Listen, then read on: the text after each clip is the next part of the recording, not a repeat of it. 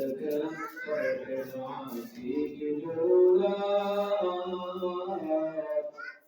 सोबत साले की चौक यही तरा अब सोबत साले की चौक नहीं तरा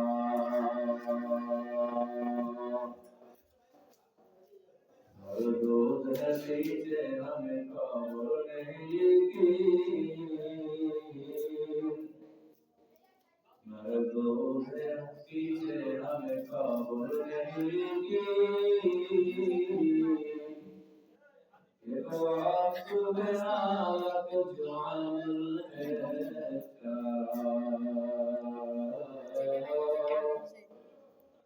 ये तो आपको मेरा कुछ अमल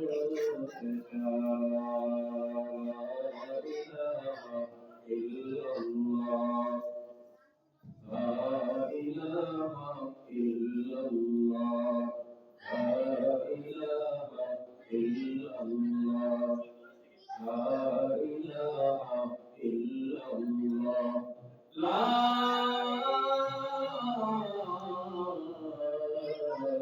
إله إلا الله محمد رسول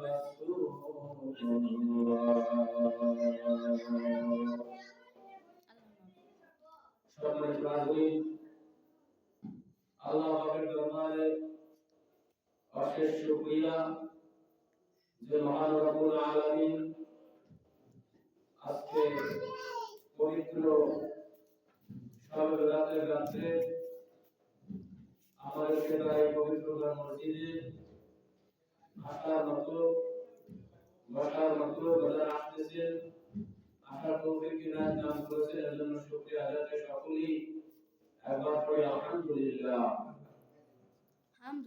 সম্মানিত হাজরিন আল্লাহ তাআলার শুকরিয়া আদায় করে আল্লাহ তাআলার প্রশংসা আদায় করে একজন মানুষ কোনদিন শেষ করতে পারবে না এ সম্পর্কে আল্লাহ তাআলা সূরা কাহফের 109 নম্বর আয়াতের ভিতরে আল্লাহ তাআলা বলেন বিসমিল্লাহির রহমানির রহিম قل لو كان البحر مدادا لكلمات ربي لنفد البحر قبل أن تنفد كلمات ربي ولو جئنا بمثله مددا আল্লাহ তাআলা বলেন হে নবী আপনি বলিয়া দেন আপনার উম্মত আমার বান্দা قل لو كان البحر مدادا لكلمات ربي যদি জমিনে সমুদ্রের পানিকে কলমের কালি হিসেবে ব্যবহার করে আপনার রবের প্রশংসা লেখা শুরু করে তবে সমুদ্রের পানি আপনার কলমের কালি শেষ হয়ে যাবে আপনার রবের প্রশংসা শেষ করতে পারবেন না বলেন না সুবহানাল্লাহ قل لو كان البحر مدادا لكلمات ربي لنفد البحر قبل أن تنفد كلمات ربي ولو جئنا بمثله مددا এর সাহায্যে অনুরূপ যদি আবার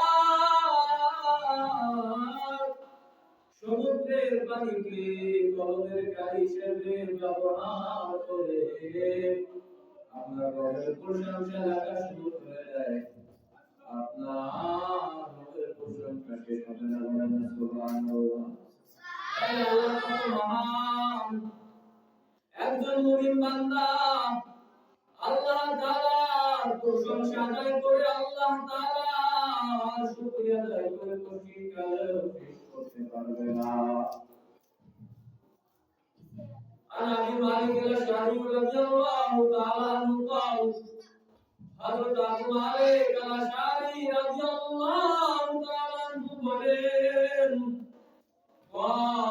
তিনি বলেন ক্বালা রাসূলুল্লাহ সাল্লাল্লাহু আলাইহি ওয়াসাল্লাম রাসূলুল্লাহ সাল্লাল্লাহু আলাইহি ওয়াসাল্লাম বলেছেন আত-তুহুরু শাতরুল ঈমান পবিত্রতা ঈমানের অঙ্গ এরপরে আল্লাহর নবী বলেন আলহামদুলিল্লাহি তামলাউ ওয়া তামলান পবিত্রতা ঈমানের অঙ্গ এরপর আল্লাহর নবী বলেন আর আলহামদুলিল্লাহ সব প্রশংসা আল্লাহর জন্য এই বাক্যটি যে পাঠ করবে আল্লাহ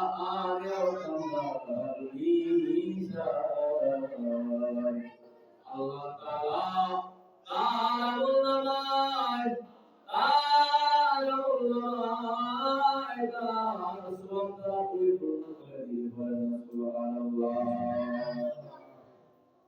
এরপরে আল্লাহ নবী বলেন সুবহানাল্লাহি ওয়ালহামদুলিল্লাহি সুবহানাল্লাহ আলহামদুলিল্লাহ এই বাক্যটি যে ব্যক্তি পাঠ করবে আল্লাহ আল্লাহ মা বাইনাস সামাওয়াতি ওয়াল আরদ আর যে ব্যক্তি এই বাক্য দুইটা পাঠ করবেন তার আমলনামায় এই আসমান জমিনের মধ্যে যে পাকাভর্তি স্থান এই পাকাভর্তি স্থান সদা পরিপূর্ণ হয়ে যাবে সুবহানাল্লাহ আল্লাহ তাআলা আমাদেরকে আল্লাহ তাআলার বেশি বেশি প্রশংসা আল্লাহ তাআলার বেশি বেশি শুকরিয়া আদায় করার তৌফিক দান করুন আমিন দুরূদ সালাম সাইয়্যিদুল মুরসালিন রাহমাতুল্লিল আলামিন শাফিউল মুসলিমিন খাতামুন নবীয়্যিন সাইয়্যিদুস সাকাওয়াইন ইমামুল মুরসালিন হযরত মুহাম্মদুর রাসূলুল্লাহ সাল্লাল্লাহু আলাইহি ওয়াসাল্লামের উপর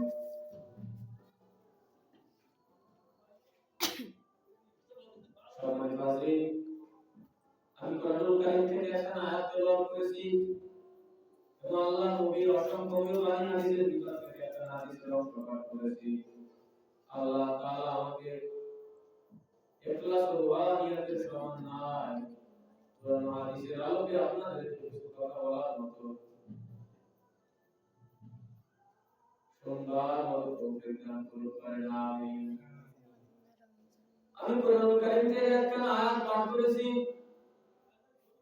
সম্মানিত হাজিরিন এই পৃথিবীর সব মানুষকে প্রধানত দুই ভাগে ভাগ করা যায় এক নাম্বার আস্তিক আর নাস্তিক কিন্তু বোঝার বিষয় হলো আস্তিক আর নাস্তিকের দুইটা জিনিস কি আস্তিক হলো যারা আল্লাহর ভালোবাসা চায় যারা নবীর তরিকা অনুযায়ী চলতে চায় যারা জান্নাত চায় যারা জাহান্নাম চায় না এরা হলো আস্তিক আর নাস্তিক কারা নাস্তিক হলো আল্লাহকে মানে না এই পৃথিবীর ভিতরে প্রায় 4.5 ধর্ম আছে নাস্তিকেরা যারা নাস্তিকবাদী লোক এই 4.5 ধর্ম তারা কোনো একটা ধর্মকে পালন করে না এই নাস্তিক আল্লাহকে মানে না এ আল্লাহর কোরআনকে মানে না নবীকে মানে না বলে আল্লাহ বলতে কেউ না এই দুনিয়া আসি একবার আর মরণ হয়ে যাবে মরণের পরে আর কিছুই নাই মরণের পরে জান্নাত নাই জাহান্নাম নাই নাস্তিকেরা বলে আল্লাহ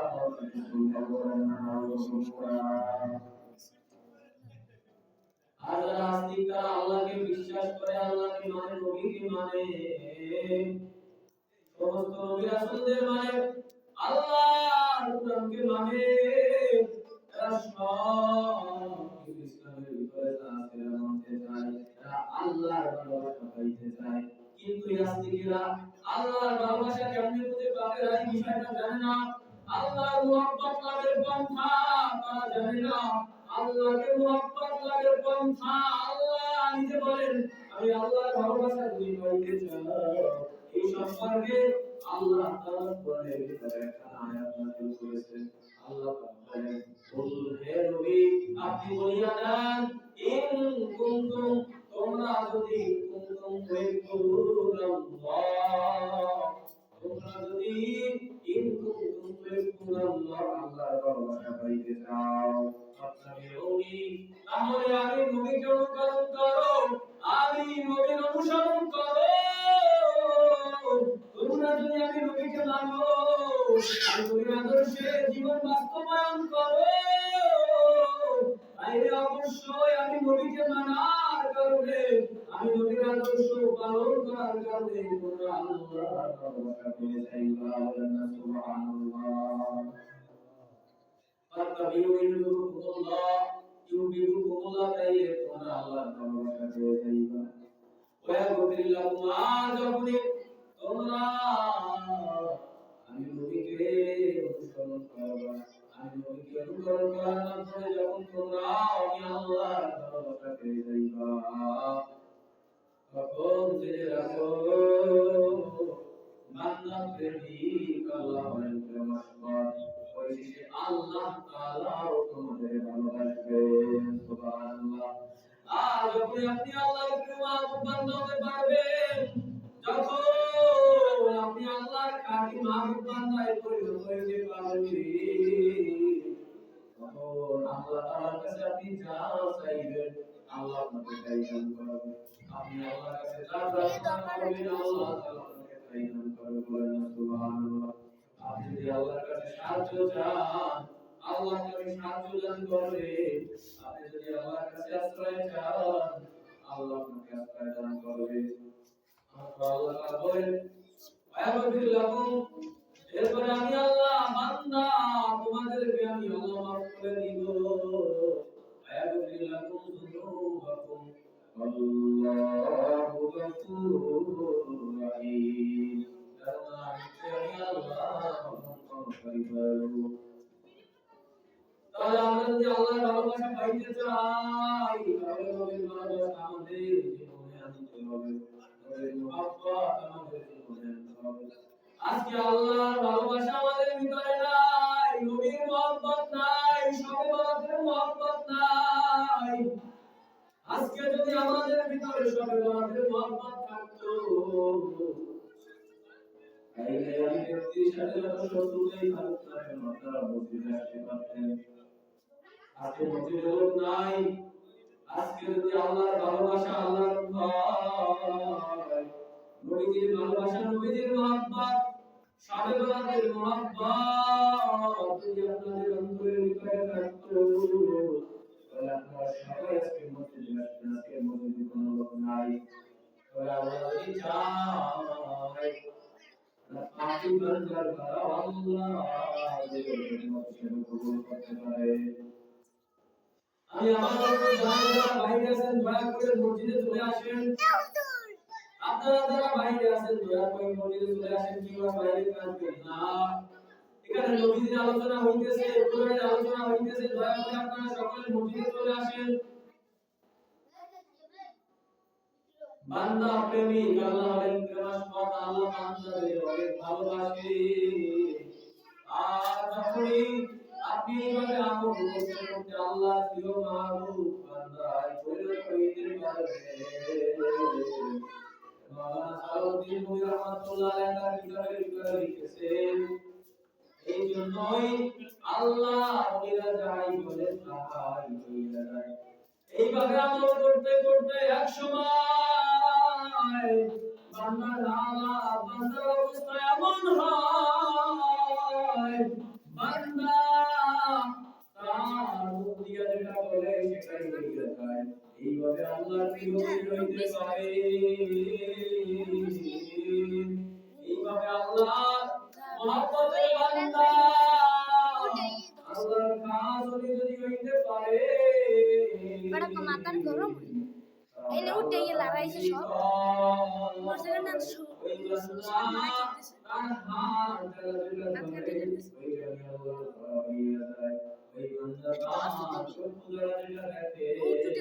আল্লাহ আল্লাহ এই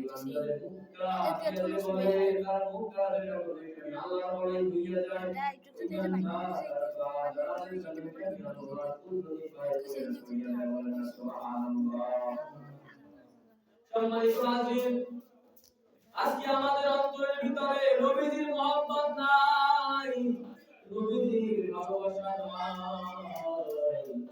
আজকে আমাদের অন্তরের ভিতরে যদি নবীজির মহব্বত, নবীজির ভালোবাসা থাকতো, তাহলে আমরা কোনদিন গুনাহ করতে পারতাম না। আজকে যদি আমাদের অন্তরের ভিতরে নবীজির ভালোবাসা আমাদের অন্তরের ভিতরে যদি থাকতো, তাহলে আমরা কোনদিন নামাজ পড়তে পারতাম না, কোনদিন নবীর তরিকা বাদ দিয়ে দাঁড়িয়ে কামাইতাম না, সুন্নাত অনুযায়ী আমল করতাম, রাস্তা থেকে ডান পাশ দিয়ে হাঁটতাম, মিসওয়াক করতাম, নবীর তরিকায় সুন্নাত নামাজ নামাজে পড়তাম। আজকে আমাদের ভিতরে নবীজির বিন্দু পরিমাণ ভালোবাসা নাই, অথচ আমার নবীর আদর্শ কত সুন্দর। আমার নবীর আদর্শকে বাদ দিয়া যদি অন্য কারো আদর্শ মানে, কোনদিনও আপনি নবীজির শাফাত, নবীজির সুপারিশ পাইবেন না। কিয়ামতের ময়দানে আপনাকে নবী সুপারিশ পাবে না। কবর যখন আপনাকে প্রশ্ন করা হবে, মান হাযার রাসূল, এই ব্যক্তিকে কি চিনো? যখন জিজ্ঞেস করা হবে আমার নবীউকা মুহাম্মদ সাল্লাল্লাহু আলাইহি ওয়াসাল্লাম কে, তখন এই ব্যক্তিকে চিনো, তোমরা নবীর পরিচয় দাও। যদি নবীকে ভালোবাসতে না পারেন, নবীর তরিকা অনুযায়ী যদি না চলেন, নবীর তরিকা অনুকরণ না করেন, নবীর তরিকা অনুসরণ না করেন, তাহলে আপনি অন্ধকার কবরের ভিতরে এই প্রশ্নের জবাব আপনি দিতে পারবেন না। অন্ধকার কবরে আপনি নবীকে চিনবেন না। অতএব নবীকে ভালোবাসার জন্য এইভাবে আজকে আলোচনার মধ্যে আসতে হবে। নবীজিকে, নবীর ভালোবাসা পাইতে হলে দুরূদ শরীফ পাঠ করতে হবে বেশি বেশি। নবীজির ভালোবাসা যদি অন্তরের ভিতরে পয়দা করতে চান, তাহলে বেশি বেশি দুরূদ শরীফের আমল করতে হবে। আজকে আমাদের ভিতরে সব আছে, দুনিয়ার কাজকর্ম আছে, সব কিছু আছে, নবীজির মহব্বত আমাদের ভিতরে নাই। আপনি যদি নবীজির মহব্বতে দুরূদ পড়েন, আল্লাহর নবী বলেন, ইন্না লিল্লাহি মালাইকাতান, ইন্না লিল্লাহি মালাইকাতান, নিশ্চয়ই জমিনের মধ্যে আল্লাহর বিচরণকারী অসংখ্য ফেরেশতা রয়েছে। সাইয়্যাহিনা ফিল আরদি, জমিনের ভিতরে অসংখ্য ফেরেশতা রয়েছে। سيحيى بالأرض يبلغني عنك السلام আমি নবীর সালাম দেয়, আমি নবীর করি যে উম্মত আমি নবীকে সালাম দেয়, ওই ফেরেশতা যারা জমিনে বিচরণ করে, আমি নবীকে সালাম পৌঁছে দেয়। বলেন সুবহানাল্লাহ, সুবহানাল্লাহি মিনকুম ওয়াস সালাম। আমার একবার যদি দুরূদ পাঠ করে, আল্লাহর নবী বলেন, আনাস ইবনে মালিক রাদিয়াল্লাহু তাআলা আনহু قال, হযরত আনাস ইবনে মালিক রাদিয়াল্লাহু তাআলা আনহু বলেন, তিনি বলেন, قال রাসূলুল্লাহ সাল্লাল্লাহু আলাইহি ওয়াসাল্লাম, রাসূলুল্লাহ সাল্লাল্লাহু আলাইহি ওয়াসাল্লাম বলেছেন, মান সাল্লা আলাইয়া সালাতান ওয়াহিদা, যে ব্যক্তি আমি নবীর নিকট একবার দুরূদ পাঠ করবে, মান সাল্লা আলাইয়া সালাতান ওয়াহিদা, যে ব্যক্তি আমি নবীর নিকট একবার দুরূদ পাঠ করবে, সাল্লাল্লাহু আলাইহি আশরু সালাত, তার নিকট আল্লাহ 10টা রহমত নাযিল হবে। এরপর আল্লাহ নবী বলেন, যে ব্যক্তি আমার নিকট একবার দুরূদ পাঠ করবে, আল্লাহ তাআলার পক্ষ থেকে তার উপর 10টা রহমত আল্লাহ নাযিল করবেন।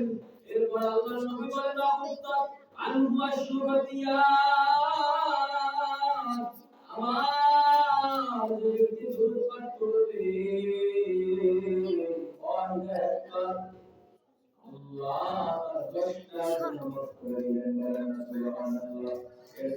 তাআলা বলেন ওই একটা ওয়াসিলা আর দূর করে যাবে এত সত্য আমরা মানুষের আমল করি না আমাদের ভিতরে ঈমান আমাদের ভিতরে ঈমান নাই আমাদের অন্তরে ভিতরে ঈমান নাই যার কারণে এত সুন্দর আমলের প্রতি ঈমান জানা করতে হবে আমরা এই আমল করি না আল্লাহ তাআলা আমাদেরকে বেশি বেশি নবীর মহব্বত বেশি বেশি জিকির অনুযায়ী করা আল্লাহ তাআলা আমাদেরকে তৌফিক দান করুন আমিন সম্মানিত হাজিরিন আমাদের পাওয়া গেল মুহাদ্দিসগণ এই হাদিসের ব্যাখ্যা বলেন একবার দুরূদ পাঠ করলে যদি 10টা গুনাহ মাফ হয়ে যায় একবার দুরূদ পাঠ করলে যদি আল্লাহ আমাদের অন্তরে আল্লাহর কাছে আমাদের উপর বর্ষিত হয় একবার দুরূদ পাঠ করলে যদি আল্লাহ তাআলা আমাদের দোয়া কবুল করে যায় আর মুহাদ্দিসগণ বলেন যে ব্যক্তি দৈনিক প্রতিদিন 100বার দুরূদ পাঠ করবে আল্লাহ তাআলা নামায় 10 গুণ মর্যাদা আল্লাহ আদালতে বেড়ে যাবে 10 গুণ মর্যাদা আল্লাহ আদালতে বেড়ে যাবে আল্লাহ তরফ থেকে তার 1000 গুনাহ মাফ হয়ে যাবে আল্লাহ তরফ থেকে 1000 গুনাহ মাফ হয়ে যাবে আল্লাহ তার উপর 1000 রহমত করবে বলেন সুবহানাল্লাহ আল্লাহ রাব্বুল আলামিন আপনি আমাদেরকে বেশি বেশি এই দুরূদের আমল করার তৌফিক দান করেন এইভাবে নিয়মিত যদি এইভাবে প্রতিদিন যদি দুরূদ শরীফের আমল আপনি চালাইয়া যান এইভাবে প্রতিদিন যদি আপনি দুরূদ শরীফের আমল চালাইয়া যান সময় আপনার রবের নাম এমন হবে আল্লাহ তাআলা নবীর সাথে আপনার জিয়ারত একদিন মিশে যাবে বলেন সুবহানাল্লাহ এইজন্য বেশি বেশি দুরূদ শরীফের আমল করা দরকার আছে না নাই বলেন আল্লাহ তাআলা আমাদেরকে বেশি বেশি দুরূদ শরীফের আমল করার তৌফিক দান করুন বলেন আমিন সম্মানিত হাজিরিন আজকের রাতটা একটা গুরুত্বপূর্ণ রাত আজকের এই রাতটাকে শবে বরাতকে অনেকেই মানে না অনেক আলেম আছে বাংলাদেশের ভিতরে এরাই শবে বরাতকে মানে না বলে শবে বরাত বলতে কিছু নাই আমার অতিরিক্ত আমল কিভাবে করবে আমলের বেশি দরকার নাই এমনি দিনের মতই আমল করবে তাহলে আমি বলবো তাদেরকে আপনাদের বোঝার ভুল আছে আজকে এই রাতের বেলা আল্লাহর নবীও নামাজ আদায় করছেন বলেন না সুবহানাল্লাহ আজকে এই রাত সম্পর্কে আল্লাহর নবী হাদিসে এনেছেন আল্লাহর নবী হাদিসে এনেছেন ইজা কানাত যখন ইজা কানাত লাইলাতুন নিসফু মিন শাবান যখন তোমাদের মাঝে লাইলাতুন নিসফু মিন শাবান এই 15 শবে বরাত আসে এই শাবান মাসের এই 15 শবে বরাত আসে লাইলাতুন নিসফু মিন শাবান লাইলা যখন এই শাবানের মধ্যরাত তোমাদের মাঝে যখন আসে তখন তোমরা ওই রাতে লাইলা তোমরা দাঁড়িয়ে যাইও লাইলা তোমরা নামাজের জন্য দাঁড়িয়ে যাইও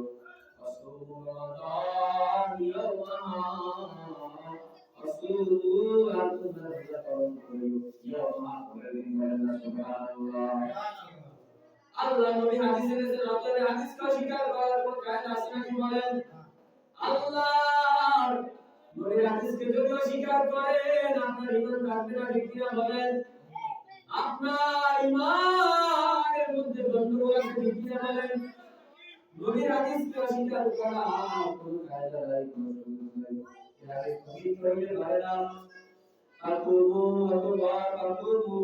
লাইলা তোমরা নামাজ আদায় করো লাইলা ওইটা করে আসুমা রোজা রাখিও ইয়ানজিরু আইনাল্লাহ তোমরা নামাজ আদায় করো আজকের এই রাতে আর ফাইন্নাল্লাহ কেননা নিশ্চয় আল্লাহ ফাইন্নাল্লাহ তাআলা কেননা নিশ্চয় আল্লাহ রাব্বুল আলামিন ইয়ানজিলু অবতরণ করেন বলেন না সুবহানাল্লাহ ইয়ানজিলু আল্লাহ তাআলা অবতরণ করেন ফিহা লিগুরুবি শামসি যখন সূর্যাস্ত হইয়া যায় ইলাস সামা'i দুনিয়া যখন সূর্যাস্ত হইয়া যায় তখন আল্লাহ এই আসমানের প্রথম আসমানে এই দুনিয়ার প্রথম আসমানে আল্লাহ তাআলা অবতরণ করেন বলেন না সুবহানাল্লাহ ইলাস সামা'i দুনিয়া আল্লাহ তাআলা প্রথম আসমানে আল্লাহ তাআলা অবতরণ করেন ইলাস সামা'i দুনিয়া ফায়াকুলু আল্লাহ আল্লাহ তাআলা প্রথম আসমানে আসিয়া বলিতে থাকেন ফায়াকুলু কথা আল্লাহ তাআলা বলতে থাকেন আলামান মুস্তাগফিরুল ফাযিলা এ আমার বান্দা কে আছো প্রার্থনাকারী আমি আল্লাহর নিকট ক্ষমা চাও ও বান্দা হাজার অন্যায় করেছো হাজার পাপ কাজ করেছো প্রত্যেকটা সেকেন্ড সেকেন্ড গুনাহ করেছো ও বান্দা কি আসলে নামে করেছো আলামান মুস্তাগফিরুল ফাযিলা কে আছো ক্ষমা প্রার্থনাকারী আজকের রাতে ক্ষমা চাও একবার ক্ষমা চেয়ে দেখো আমি আল্লাহ তোমাদের ক্ষমা আমি আল্লাহর নিকট যদি তোমরা ক্ষমা চাও আমি আল্লাহ তোমাদের অবশ্যই মাফ করে দেব আল্লাহ সুবহানাল্লাহ এত সত্য দেখবেন আজকে অনেকেই সেটি খাওয়ার জন্য মসজিদে আসবে ইনশাআল্লাহ আলোচনা হইতেছে কেউ মসজিদে আসবে আমাদের কোন মাকসাদ যদি আজকে এই সর্বরাতের রাতে আলোচনা নয় আজকে আমাদের মূল মাকসাদ যদি সর্বরাতের আলোচনা সর্বরাতের এই নামাজ সর্বরাতের এই দোয়া যদি না হইয়া আজকে আমাদের আলোচনা আজকে আমাদের এই অনুষ্ঠানের মূল মাকসাদ যদি হয় তাহলে আল্লাহর কসম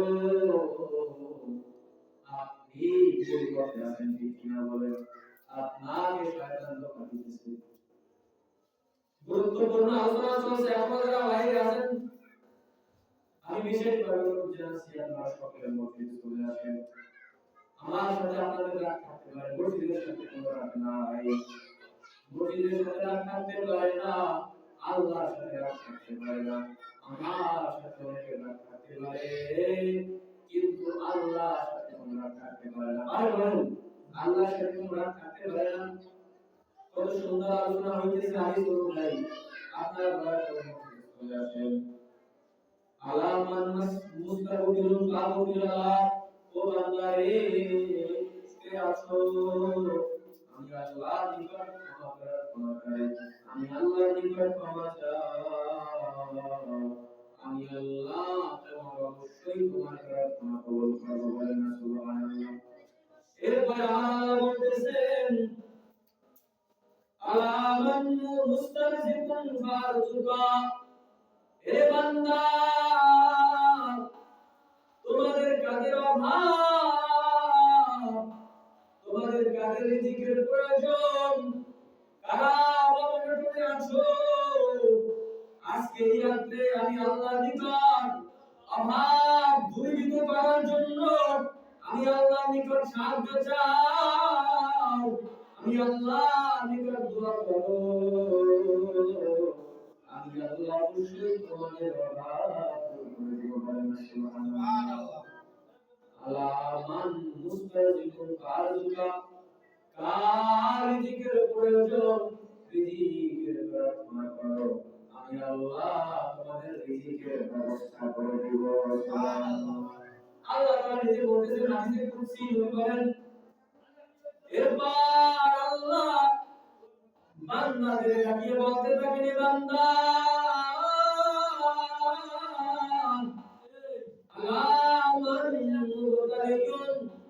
কে আছো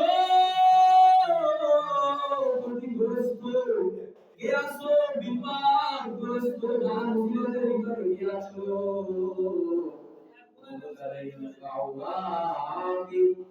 একবার আমি আল্লাহর নিকট সাহায্য চাইলেই দেখো আমি আল্লাহ তোমাদের সব বিপদ আপদ থেকে আমি আল্লাহ তোমাদের মুক্তি দিয়ে দেব। বলেন সুবহানাল্লাহ। ফাওয়াবি আলা মান মুতালিউ ফাওয়াবি, আমি আল্লাহ তোমাদের বিপদ মুসিবত থেকে আমি আল্লাহ তোমাদের হেফাজত করব। বলেন সুবহানাল্লাহ। আলা কাদা আলা কাদা আলা কাদা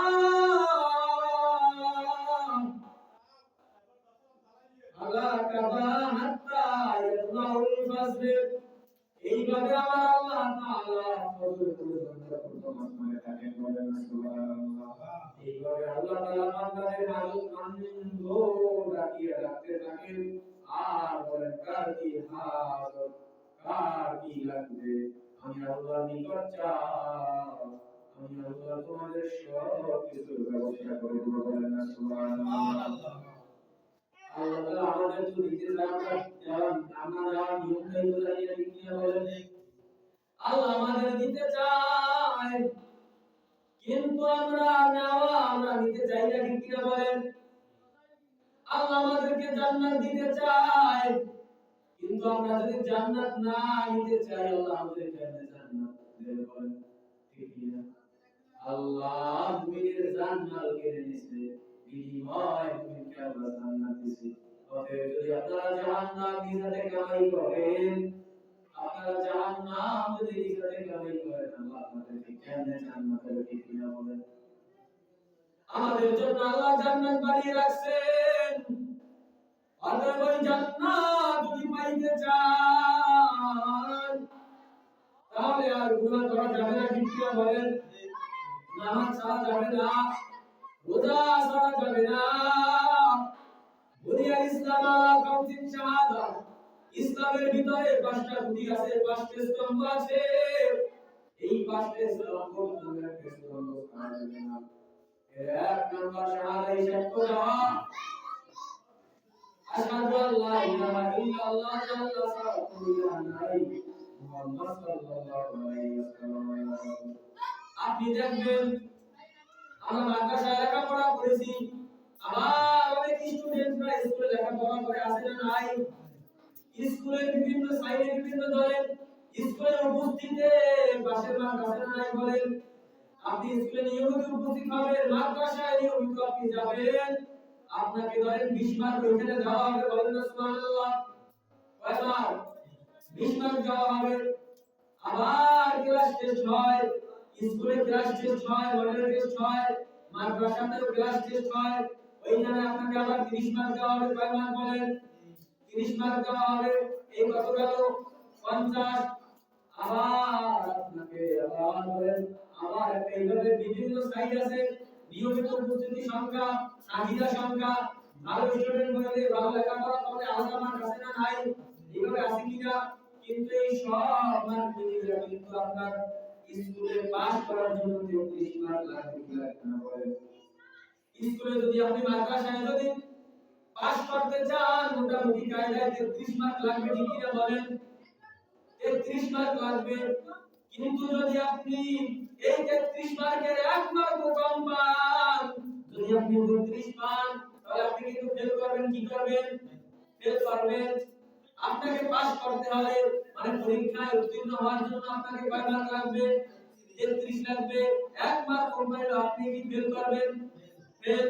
অতএব দেখেন আপনি মনে করেন এই যে নামাজ, এই যে নবীজি পাঁচটার কথা বলেছেন, আল্লাহ তাআলা বলেছেন নামাজ, রোজা, হজ, যাকাত আর ঈমান। কয়টা?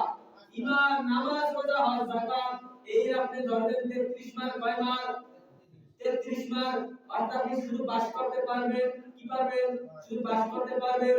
কিন্তু আপনি যদি গোল্ডেন প্লাস পাইতে চান তাহলে আপনার 80 মার্ক লাগবে না লাগবে না বলেন। আপনি যদি গ্রেড পাইতে চান, ভালো মানের পাস করতে চান, ভালো মানের ফলাফল অর্জন করতে চান, আপনার কয় মার্ক লাগবে? 70 মার্ক লাগবে, 80 মার্ক লাগবে, 90 লাগবে। আবার যদি 1 নাম্বার হইতে চান প্রত্যেকটা সাবজেক্টে আপনার কয় মার্ক লাগবে? 100 মার্ক লাগবে, ঠিক কিনা বলেন? তাহলে আমরা যদি এই পাঁচটা বিষয় ইসলামের 33 মার্ক ধরি, কয় মার্ক? 33 মার্ক। কিন্তু আপনি যদি আল্লাহর মহব্বতের বান্দা হইতে চান আপনার 80 লাগবে না লাগবে না? আপনার 100 মার্ক লাগবে না লাগবে না? তাহলে আপনি এই পাঁচটা তো মানবেনই, নামাজ তো পড়বেন, ঈমান তো রাখবেই, রোজা তো পালন করা লাগবেই। সামর্থ্য থাকলে আলিল্লাহি আলান্না সিনতু বাইতা মানিস্তা বাইলাহি সাবিলা, সামর্থ্য যদি থাকে হজ পালন করা লাগবে, কি লাগবে না বলেন? এবং যাকাত প্রদান করা লাগবে। এই পাঁচটা বিষয় হলো ধরেন 33 মার্ক, কয় মার্ক? অর্থাৎ এই 33 মার্ক যদি আপনি ছাড়িয়ে দেন, আপনি যদি 5 ওয়াক্ত নামাজের 1 ওয়াক্ত নামাজ ছাড়িয়ে দেন, তাহলে আপনার একটা মধ্যে গেল, কি গেল না বলেন? আপনি রমজানের রোজা যদি একটা রোজা ছাড়িয়ে দেন নিজের কারণে, তাহলে আপনার মার্ক কমবে না বলেন? 33 মার্কে 1 মার্ক কমা মানে আপনি ফেল করলেন, মানে আপনি জান্নাত পাইবেন না, কি পাইবেন না? জান্নাত পাইবেন না। অতএব এই পাঁচটা বিষয়কে ঈমান, নামাজ, রোজা, হজ, যাকাত, এই পাঁচটা বিষয়কে যদি এই 33 মার্ক ধরেন আর 33 মার্ক ধরে যদি আপনি আদায় করেন, তাহলে আপনি কেবলমাত্র জান্নাতের প্রথমে যাইতে পারবেন। কিন্তু আপনি আল্লাহর প্রিয় মাহবুব বান্দা এখন পর্যন্ত হইতে পারেন নাই, কারণ আপনি আবার উত্তীর্ণ হইছেন 33 মার্ক, মানে সর্বনিম্ন পাস করতে শুধু, মানে ইসলাম দ্বারা টিকে গিয়ে রাখা আপনার এতটুকু লাগবেই। যদি এতটুকু ছাড়িয়ে যায় তাহলে আপনি গ্যারেজ পেয়ে যাবেন, আপনাকে আর কখনো হবে না। আর যদি আপনি আল্লাহর ওলি হইতে চান, আল্লাহর মাহবুব বান্দা হইতে চান, তাহলে আপনার 100 মার্ক উত্তীর্ণ হইতে কয়শো মার্কে? আর 100 মার্ক ছাড়া, 80 মার্ক ছাড়া কিন্তু একজন মানুষ জান্নাতে যাইতে পারবে না, খুবই সাবধান। কারণ একটা গুনাহ হিসাবও যদি আল্লাহ নেয়, কিয়ামতের ময়দানে আমরা কেউ আর পাবো বলেন? আমরা কেউ আর পাবো না। অতএব 80-90 লাখ আমাদের কি লাগবে? কয় লাখ লাগবে? 80-90 লাখ লাগবে জান্নাতে যাওয়ার জন্য। কয় লাখ লাগবে? 80-90। এই জন্য আমরা ফরজ নামাজ তো পড়বই, সুন্নাত ছাড়া যাবে না, বিদআত ছাড়া যাবে না, ঠিক না বলেন? সুন্নাত ছাড়া যাবে না, বিদআত ছাড়া যাবে না। পারলে একটু আল্লাহকে সময় দাও, তাহলে আমরা আমাদের মার্ক আস্তে আস্তে বাড়তে থাকবে, ঠিক না বলেন?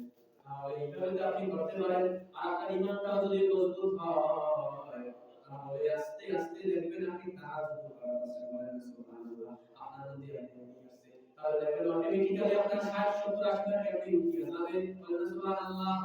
এইভাবে যদি 80-90 মার্ক হইয়া যায়, তখন আপনি একজন আল্লাহর খাস মাহবুব বান্দা করেন, বলেন সুবহানাল্লাহ। আমি বিষয়টা বুঝাইতে পারছি কি পারি নাই, আমি নিজে জানি না, আপনারা বুঝতে পারছেন। আল্লাহ আমাদেরকে আমল করার বোঝার মতো তৌফিক দান করুন, আমিন। আর আজকে রাতে আল্লাহর কাছে ক্ষমা চাই, জীবনে তো অনেক গুনাহ করছি, অনেক গুনাহ করে হিসাব নাই। গুনাহ করে হিসাব আছে বলেন? আমাদের আমলের হিসাব না থাকলেও গুনাহ করে হিসাব নাই। জীবনে অনেক গুনাহ করেছি, তাহলে আল্লাহর কাছে যদি মাফ না চাই, ক্ষমা না চাই, আল্লাহ আমাদেরকে মাফ করবে। আল্লাহর কাছে চাই হবে না, আল্লাহর কাছে ক্ষমা চাই হবে। আর তাই ওইলা জানি আল্লাহ জানবালা গুনাহ হইতে খালেস তওবা করে ব্যক্তি ও ব্যক্তি পরিষ্কার হইয়া যায় যে কোনদিন গুনাহ করে নাই। বলেন সুবহানাল্লাহ। এটা নিষ্পাপ শিশুর মতো হইয়া যায়, অর্থাৎ যে কোনদিন গুনাহই করে নাই। আপনি অন্তর দিয়ে দিল দিয়ে যদি আল্লাহকে ডাকতে পারেন আজকে রাতে, আপনি এমন ভাবে একটা নিষ্পাপ শিশুর মতো হয়ে যাবেন। আল্লাহ নবী হাদিসে বলেছেন, বলেন সুবহানাল্লাহ। সুবহানাল্লাহ ইয়া আপনি গুনাহ হইতে তওবা করতে হবে, ঠিক কি বলেন? আল্লাহ আমাদেরকে বোঝার মতো আমল করার মতো আমিন। মুসা নবীর সময়, মুসা নবীর জামানায় আমি বান্দা এমন কোন গুনাহ নাই করে নাই, এমন কোন অন্যায় নাই করে নাই, তার গুনাহের কারণে, তার অত্যাচারের কারণে, তার জুলুমের কারণে এলাকার সব লোক তার উপরে বেজার, সব লোক তার উপর অসন্তুষ্ট। মুসা নবীও তার উপর খুশি, মুসা নবীও তার উপর বেজার, আল্লাহ বেজার, ঠিক কিনা বলেন? কারণ নবী যদি একজন মানুষের উপর বেজার হয়, নবী আল্লাহ তার উপর বেজার হবে, ঠিক কিনা বলেন? সব মানুষ সিদ্ধান্ত নিল মুসা নবী সহ ওই গুনাহগার পাপিষ্ঠ বান্দাটাকে তার অত্যাচারের কারণে সব এলাকার লোক, সব এলাকার মানুষ এখন অসন্তুষ্ট। সবাই সিদ্ধান্ত নিল মুসা নবী সহ আল্লাহ অনুমতি দিয়েছে ওই লোকটাকে তোমরা গুহার ভিতরে আটক করে রেখে আসো, শিকল দিয়ে বাঁধিয়ে আসো। অর্থাৎ এমন কোনো গুনাহ নাই করে নাই, এখন ওই লোকটার অবস্থা কি হয়েছে? তার মা বাবাও তাকে গ্রহণ করে নাই, তার স্ত্রীও পর্যন্ত বাধ্য হয়েছে তাকে ছাড়তে, তাকে গ্রহণ করে নাই, কারণ এতটাই জুলুম করেছে, জুলুমের সীমা ছাড়িয়ে গেছে। মনে রাখবেন, আল্লাহ ছাড় দেয় কিন্তু ছেড়ে দেয় না। আল্লাহ শিশু লঙ্ঘনকারীদের পছন্দ করেন না। ঠিক কিনা বলেন? গুনাহ করছেন, তওবা করেন, আল্লাহ তাকে মাফ করবে। এখন ওই বেচারা তো বিপদের গুহার মধ্যে একটা অন্ধকার, কেউ তার পাশে নাই, তার বন্ধু বান্ধব আজ তার পাশে নাই, যাদের সাথে আড্ডা দিয়েছিল তারাও কেউ নাই, তার মা বাবাও তাকে গ্রহণ করে নাই, তার স্ত্রীও পর্যন্ত তাকে ত্যাগ করেছে।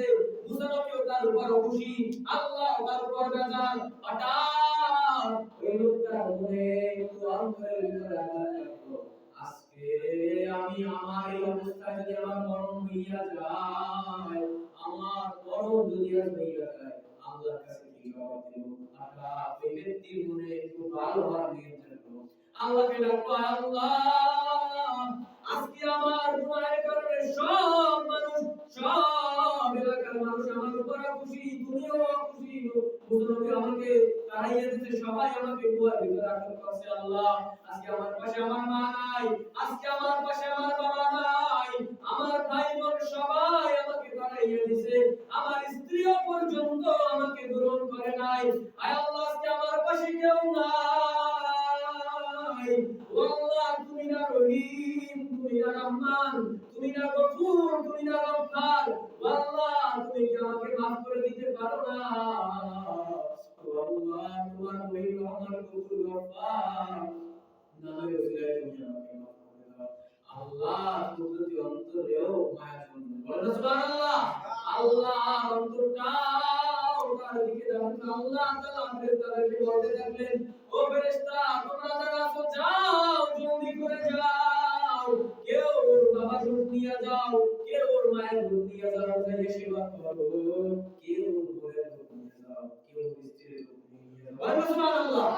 আল্লাহর কাছে প্রিয় হয়ে গেল, তওবা করার কারণে তওবা করেছে, বলেন সুবহানাল্লাহ। ওই লোকটা তার মাকে দেখতে পাইছে, তার বাবাকেও দেখতে পাইছে, স্ত্রীকেও পাইলো। ওই লোকটা সব কিন্তু পাইলো। বলেন সুবহানাল্লাহ। এখন মুসা নবীকে আল্লাহ তাআলা বললেন, মুসা কিছুদিন আগে যে লোকটাকে তুমি গুহার মধ্যে রেখে আসছো, যে পাপিষ্ঠ বান্দাটাকে তুমি গুহার ভিতরে রেখে আসছো, যাও জলদি করে যাও, ওই লোকটা ইন্তেকাল হয়ে গেছে, ওকে গোসল করাইয়া দাও, কাফনের ব্যবস্থা করো। বলেন না সুবহানাল্লাহ। মুসা নবী তো আবার একটু অন্য, মানে অন্য নবীদের থেকে একটু আলাদা, বলেন না সুবহানাল্লাহ, রাগী নবী ছিলেন। আল্লাহকে বলেন, আল্লাহ এই কিছুদিন আগে তো আপনি বললেন এই লোকটাকে গুহার ভিতরে আটক করে রেখে আসতে, আবার কেমন কি হইল, এটা আপনার গোসল করার ব্যবস্থা করো। বলেন না সুবহানাল্লাহ। আল্লাহ তাআলা ডাক দিয়া কয়, ও মুসা তুমি কি জানো না আমার একটা নাম আছে রহিম, আমার একটা নাম আছে রহমান, আমার একটা নাম আছে গফুর, আমার একটা নাম আছে গফফার। ও মুসা তুমি কি জানো না আমার মহব্বতের বান্দা যারা আমি আল্লাহকে যারা গুনাহ করেছে আজীবন, আমি আল্লাহকে ওই গুনাহগার বান্দা, আমি আল্লাহকে আমার ওই রহিম রহমান গফুর গফফার নাম নিয়ে যদি ডাক দেয়, আমি আল্লাহ সহ্য করতে পারি না। বান্দার 80 বছরের গুনাহ, বান্দার 70 বছরের গুনাহ, বান্দার 90 বছরের গুনাহ, আমি আল্লাহ বান্দার সব গুনাহ মাফ করব। সুবহানাল্লাহ। আমরা তো গুনাহগার পাপী, নবীরা শুধু গুনাহ করে নাই, নবীরা মাসুম, নবীরা নিষ্পাপ, কিন্তু আমরা গুনাহগার কি করে? আমরা পাপী, মানুষ মাত্র ভুল করে, আবার তওবা করে ফিরে আসবে কিনা বলেন? আমরা আল্লাহর কাছে তওবা করে ফিরে আসতে হবে। আর হাদিসের ভিতরে তো আছে, লাইলাতুল মুস্তামিন শাবানের হাদিসের ভিতরে আছে, আল্লাহ আমার মুস্তাগফিরের কাল বিদালা, ও বান্দা কে আসামি আল্লাহর নিকট ক্ষমা চাও, কি আসামি আল্লাহর নিকট মাফ প্রার্থনাকারী, ক্ষমা প্রার্থনাকারী, তোমরা আমি আল্লাহর নিকট প্রার্থনা করো, আমি আল্লাহ তোমাদেরকে মাফ করব। বলেন সুবহানাল্লাহ। আল্লাহ সব কিছু ব্যবস্থা করে দিবেন। সুবহানাল্লাহ। আজকে যতটুকু আলোচনা করেছি, আল্লাহ তাআলা আমাদেরকে এই আলোচনা যা করেছি আল্লাহ তাআলা আমাদেরকে আমল করার তৌফিক দান করুন। বলেন আমিন। অর্থাৎ প্রথমে আলোচনা গেছে, অর্থাৎ আপনি যদি আল্লাহর প্রশংসায় সমুদ্রের পানিকে কলমের পানি হিসেবে ব্যবহার করে যদি লেখা শুরু করেন আপনার কবে প্রশংসা শেষ হবে না সুবহানাল্লাহ। আবার অনুরূপ আল্লাহ জিজ্ঞাসা মিসকিন মারা আবার অনুরূপ আবার একটা সাগরের পানি এইভাবে কাম সাগরের পানি এক কোটি সাগরের পানিকেও কলমের পানি হিসেবে ব্যবহার করে তাহলে প্রশংসা লেখা শুরু করলে তাহলে প্রশংসা শেষ হবে না। এই আলোচনা আমরা করেছি যে একবার সুবহানাল্লাহ পাঠ করলে আসমান জমিনের কাটা করতে স্থান পরিপূর্ণ হয়ে যায়। বলা সুবহানাল্লাহ আলহামদুলিল্লাহ সুবহানাল্লাহ আলহামদুলিল্লাহ। আর এই কথা বলি আসমান জমিনের মধ্যে কাটা করতে স্থান এই কাটা করতে স্থান আল্লাহ তাআলা সরকার পরিপূর্ণ করে দেয়। বলা সুবহানাল্লাহ। এবার আমরা আলোচনা গেল দুরূদ শরীফের আমল। দুরূদ শরীফ পাঠ করা আগে যারা বলেন দুরূদ শরীফের আমলের কথা গেছে। দুরূদ শরীফের কি ফজিলত? একবার দুরূদ পাঠ করলে 10টা রহমত 10টা গুনাহ মাফ হয়ে যায়। আপনার 10 গুণ মর্যাদা আল্লাহর রহমতে বাড়িয়ে যায়। তাই মুহাদ্দিসগণ বলেছেন দৈনিক যে ব্যক্তি প্রতিদিন নিয়মিত 100 বার যে ব্যক্তি দুরূদ পাঠ করবে তার প্রতি আল্লাহর 1000 রহমত আল্লাহ নাযিল করে। বলেন সুবহানাল্লাহ। 1000 গুনাহ তার মাফ হয়ে যাবে। আল্লাহ আদালতে 1000 গুণ বর্ষা করে দেবে। বলেন সুবহানাল্লাহ।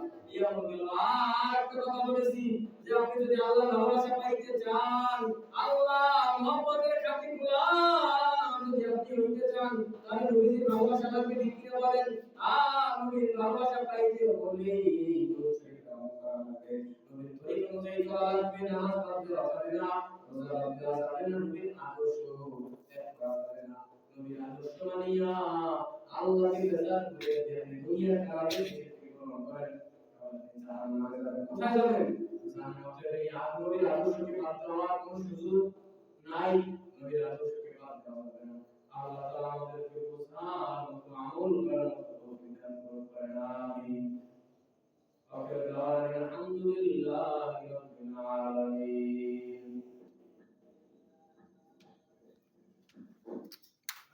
হুজুর বন্ধ হুজুর